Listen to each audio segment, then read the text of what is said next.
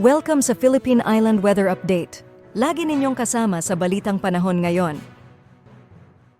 Sa kasalukuyan nga ay itong shear line patuloy pa rin ang epekto sa silangang bahagi ng Central at Southern Luzon at itong Northeast monsoon nakakaapekto sa Northern Luzon at nalalabing bahagi ng Central Luzon at itong easterlies naman o yung mainit na hangin galing karagatang Pasipiko nakaapekto sa nalalabing bahagi ng ating bansa. Inaasahan nga natin na itong shear line ay magdadala pa rin ng mga kalat-kalat na mga pag-ulan, pati na rin mga isolated thunderstorm at makulimlim na panahon sa Calabarzon. Kabilang na nga yung mga nasa northern part ng Bicol, Camarines Norte, Camarines Sur, Catanduanes, pati na rin sa Marinduque, Oriental Mindoro, Bulacan at Aurora. Northeast monsoon naman o amihan yung magdadala ng maulap na papawirin na may mga ulan sa may Cagayan Valley, sa may Apayao, Kalinga, Mountain Province at Ifugao.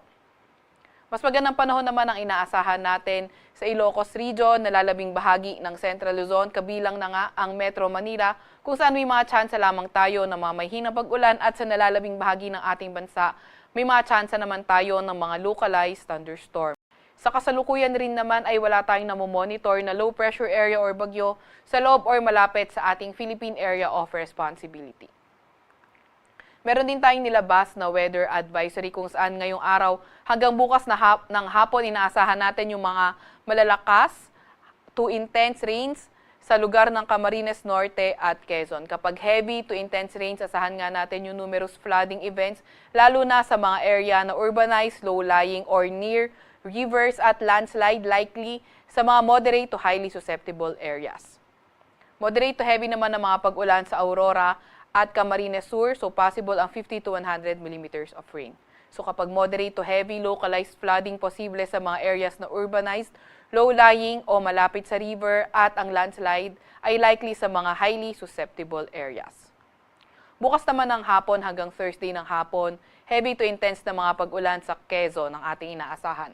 Moderate to heavy naman sa Aurora, Isabela at Camarines Norte. And on Thursday afternoon to Friday afternoon, moderate to heavy na mga pag-ulan sa Quezon at Aurora naman ng mga lugar. Kaya ingat lalo na yung mga inuulan ng mga nakaraang araw pa sa mga banta ng pagbaha o hindi kaya mga pagguho ng lupa.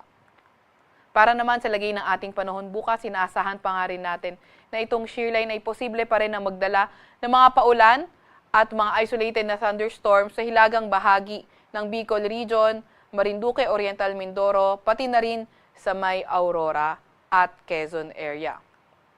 Sa Cagayan Valley naman, pati na rin sa may silangang bahagi ng Cordillera Administrative Region, posible magdala din ng mga pag-ulan itong Northeast monsoon o amihan. Sa Metro Manila at nalalabing bahagi ng Central Luzon at sa Ilocos Region at nalalabing bahagi din ng Cordillera Administrative Region, partly cloudy to cloudy skies naman ang inaasahan natin na may mga tsansa na may hinang pag-ulan at sa nalalabing bahagi ng Luzon ay posible naman ang mga thunderstorm, though fair weather conditions ang ating inaasahan. Agwat ang temperatura bukas sa Metro Manila ay 24 to 31 degrees Celsius, 16 to 23 degrees Celsius sa may Baguio at 21 to 30 degrees Celsius sa may Tagaytay. 23 to 30 degrees Celsius sa may Lawag, 23 to 27 degrees Celsius sa Tugigaraw at 25 to 30 degrees Celsius naman sa may Legazpi. 24 to 31 degrees Celsius sa may Puerto Princesa at sa Calayan Islands ay 25 to 31 degrees Celsius.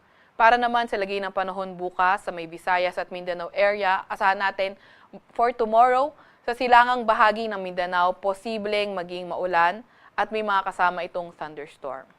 Sa Visayas at nalalabing bahagi ng Mindanao, mas magandang panahon yung inaasahan natin, pero may mga tsansa pa nga rin ng mga localized thunderstorms. Sa Iloilo, Metro Cebu at Tacloban, 26 to 31 degrees Celsius agwat ng temperatura. 25 to 32 degrees Celsius sa may Davao, pati na rin sa may Zamboanga, at sa Cagayan de Oro naman ay 25 to 31 degrees Celsius. Wala na tayong nakataas na gale warning sa kahit na anong dagat baybayin ng ating bansa, pero ingat pa nga rin sa papalaot sa Northern Luzon at sa silangang bahagi ng Central at Southern Luzon dahil magiging katamtaman hanggang sa maalon ang karagatan.